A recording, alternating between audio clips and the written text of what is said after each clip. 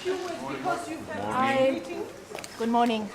We have a new start this morning, not only for Europe, as the Commission slogan says, but also on foreign policy. We will start with the ministers early this morning with a discussion on the working methods, because if we want to be effective in the world, we need to be effective starting from here, from Brussels.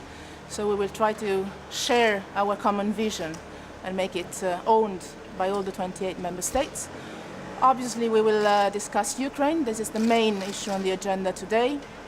We will, for sure, discuss the sanctions, but not only the sanctions, because we all know very well that if we work only on that and not on the other two tracks, even sanctions will not work. We need to work more on the reforms of Ukraine, and I will start right now meeting Minister Klinking. We will sign an agreement that will allow the European Union to start a mission to assist the Ukrainian authorities on restructuring the civilian security of the country. We will start from December 1st, the mission, but we will also discuss about the relations with Russia and the dialogue with Russia to get to a solution of the crisis. Then the other big point on the agenda is the Middle East. I will report from my visit there. We will discuss what kind of European Union role can be there to relaunch the process, to relaunch the talks, to get to the two states living in peace and security, one next to the other. And we will share visions with that, on that with the ministers in view of European Union role.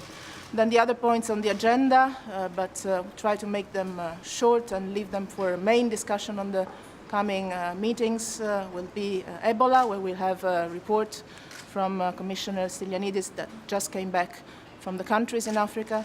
We will have a discussion on the Western Balkans and in particular on Bosnia, and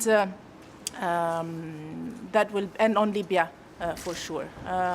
We will try to have a more focused ministerial meeting with a more political-oriented discussion, and especially trying to get to some decision for action together. So I hope that we will come out of that around 4:30, meeting you again, and not only me, but I guess also some of the ministers with a clear message and united message that will help us orientate our common action, because we need to reflect, we need to share views, but most of all we need to change the working method in the way that we can get out from here with a clear track of what we do together in the same direction. Thank you very much. One at a time, Lawrence. Further sanctions will actually really help to solve the crisis in Ukraine. We will have a discussion about that. As you might know, be careful, don't get hurt. Otherwise, we will have another crisis here in Brussels. No, we will work, we will discuss about what is the best option today for reacting to the so-called elections of the 2nd of November that we said all are illegal and illegitimate and might require some reaction from the European Union side. We will have an open discussion about that.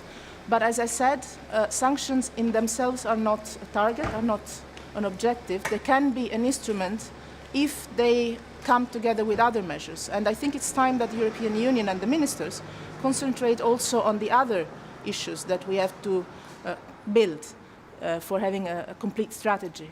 And that means, on one side, asking the Ukrainians to commit again to reforms and to find the ways to better assist them on reforms, because the best way of getting ahead is making Ukraine a success, and this has to be our focus mainly.